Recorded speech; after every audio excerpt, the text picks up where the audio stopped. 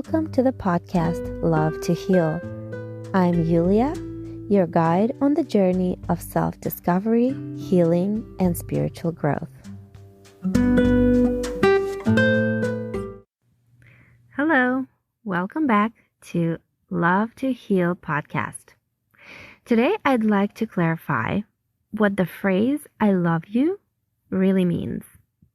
You see, having come from Russia, where this phrase was rarely heard, and I mean rarely, like a once-in-a-lifetime kind of utterance, when a man says to his beloved that he loves her and asks for her hand, for instance. You surely wouldn't hear parents say this to their kids, and similarly, I had never heard it or said it until coming to the U.S., where it turns out to be a completely opposite situation. Here, people say I love you so much that it's lost most of its meaning and weight. I hear couples say this as one leaves to use the restroom, as people hang up the phone, as parents put their kids to bed every night. It's just everywhere and all the time. Oftentimes, the phrase is not backed up by acts of love, by true feelings of love, and don't even get me started on unconditional love. We live in a society where love is rarely spiritual and unconditional, but rather based on a model of you give me this, so I give you that in return, or I will love you as long as you're with me, but the moment you leave me, you are dead to me, or I hate you. This is a very limiting view and understanding of love because it targets the body, not the soul. I'll touch more on this in a bit. People who know how to express their feelings, especially that of love, who are sincere, most importantly, in using the powerful word love, are actually happier and healthier. It's a sign that the ego is not outweighing the soul. It means that you're not afraid to get hurt. You say I love you and don't expect anything in return. Not even an I love you too. In other words, you're speaking from your soul to another soul.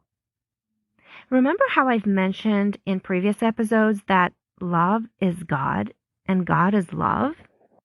So when you're pronouncing the word love, you're actually saying a synonym for the word God.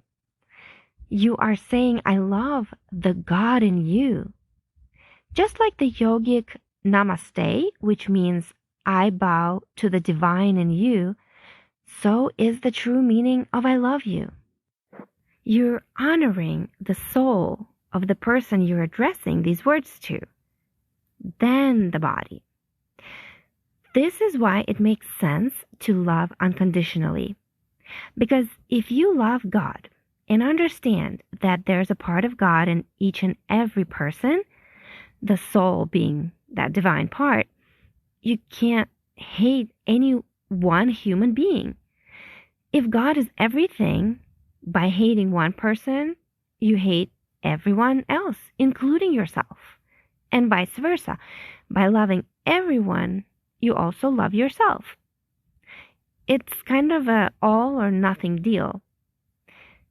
We also need to understand that love comes in pluses and minuses, and I have an episode on that as well. And this means that when you love someone, you are absolutely entitled to educating the other person, scolding or punishing them when needed. And likewise, the person who loves you can and will sometimes make you mad or lie to you or whatever it may be, depending on the life lesson you're in. Just like a parent that loves and adores his child will raise his voice and put his child in timeout sometimes, right? Because education is also love.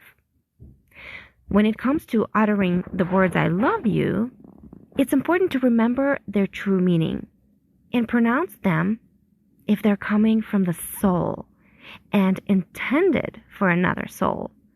Otherwise, uttering the divine word love for no apparent reason and without feeling can actually have negative effects on your soul.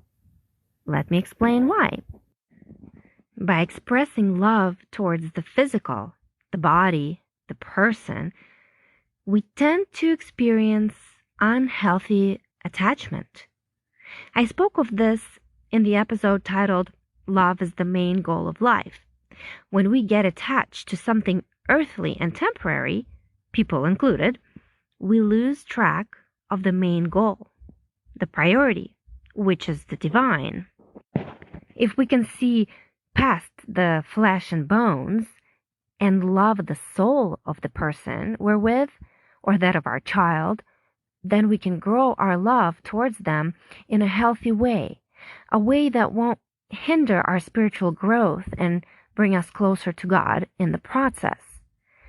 We must learn to love without conditions. Today, you're nice to me and tell me you love me, so I'll love you back. No, it doesn't work that way. You love just because you see the divine in that person, because you understand that person is in your life for a reason. You love him or her in good times and bad, without any conditions. If your significant other leaves you, cheats on you, says mean things to you, understand that your ego will want to defend your pride and probably hate that person in return. But if you're on the path of awakening, you will continue to love God in that person. You will understand that whatever pain you may have felt is beneficial for the development of your soul. And you will remember that God's love comes in pluses and minuses.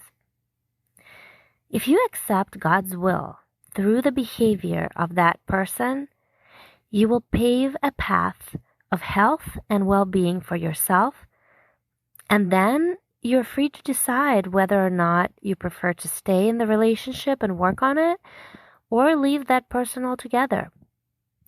If you leave that person, you do it also with love and being thankful to God for the lived experience.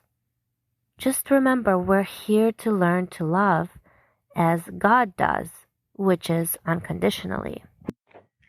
Okay, I have to come back to the meaning of the words I love you one more time, because since the word love is synonymous with God, then we should be conscious of saying God's name in vain. If you're a person that loves to say I love you dozens of times a day, take note if you're talking to a body or a soul. If it's the latter, wonderful. If it's the former, the body, understand that you're calling on God with no purpose, basically. If you believe in God, you probably want to revere him and not show disrespect by diminishing the meaning of his name, which is divine, right? A representation of God's significance. So be mindful about speaking God's name. Use it in prayer and when you truly wish to tell someone you love them. Finally, I want to touch on what spiritual love really is and how it's different from romantic love. When talking about relationships, spiritual love is not based on looks, status, or achievements, right? It's not based on what we can get from the other person. Instead, it comes from a place of peace and happiness, as well as an understanding that the other person is part of the divine and we are connected to them. This kind of love is not possessive, and it doesn't make us want to control or change the other person. Instead, we feel connected, protected, and accessible. Do you want to know if you're experiencing spiritual love? Here are 10 signs that you are spiritually connected to your partner. Number 1 is equality. You feel like you're on the same level and not trying to outdo or one-up your partner. Both of you are comfortable taking turns making decisions and doing things for each other. There's no pressure to perform or meet expectations. And you can be yourself and allow your significant other to do the same. Number 2, uplifted honesty. You don't worry about being judged for your thoughts and your feelings. You can be completely honest with each other, knowing that you will be accepted no matter what. This deep level of trust allows you to be vulnerable and also share your innermost thoughts and feelings without the fear of being judged. Number 3, comfort. Knowing that you can go to your loved one for anything and everything because they will always be there for you. You are each other's confidants and best friends. You are sort of like each other's sanctuaries. Number 4, oneness. You feel as if you're one with your loved one. You share a deep level of understanding and compassion for each other. When you disagree, you're able to see things from their perspective and find a solution that works for both of you. You also have the same values and goals. Number 5, deeper intimacy. Instead of only lust or power, you actually feel a connection. You respect each other, and there's a deep understanding of one another. You honor each other's souls, and you feel in harmony with the universe. Perhaps you practice Tantra or another method of lovemaking that focuses on the present moment, aiming to achieve mindfulness and a deeper connection of the partners. Number 6, helping each other grow.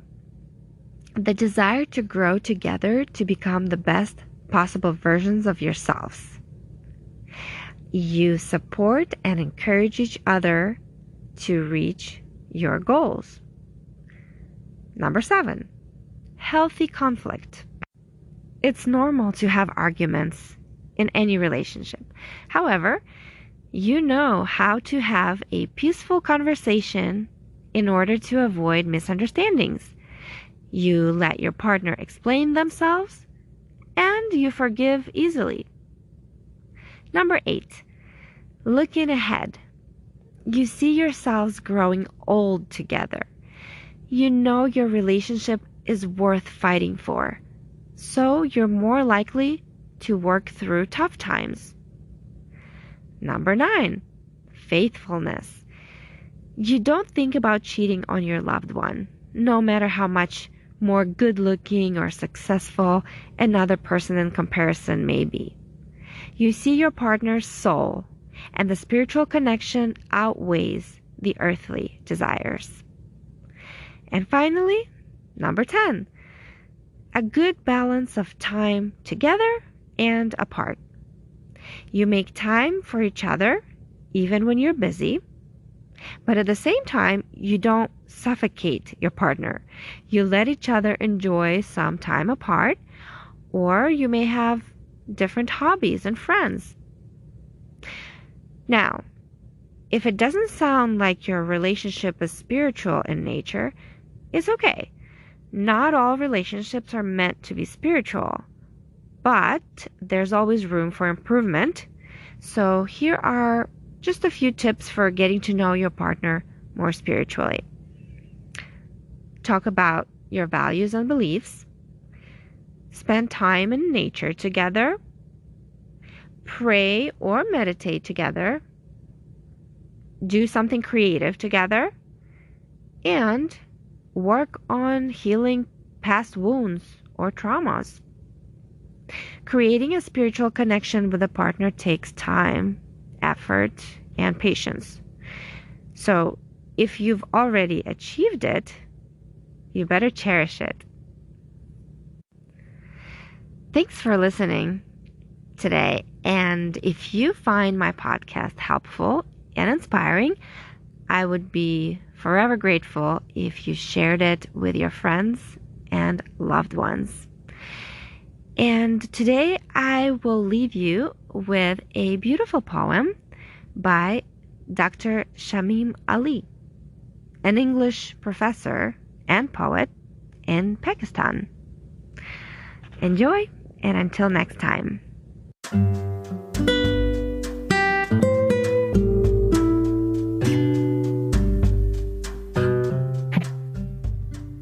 Spiritual love. Spiritual love, a love that transcends beyond the physical. It never ends. A connection to something greater than self. A shared understanding. A spiritual wealth. A love that draws individuals together. A sense of purpose. A bond that lasts forever. A desire for growth. A journey of the soul. Interconnectedness. A profound role. Unconditional acceptance, compassion, and respect. For the other's journey, we must reflect. Trust, honesty, and mutual understanding.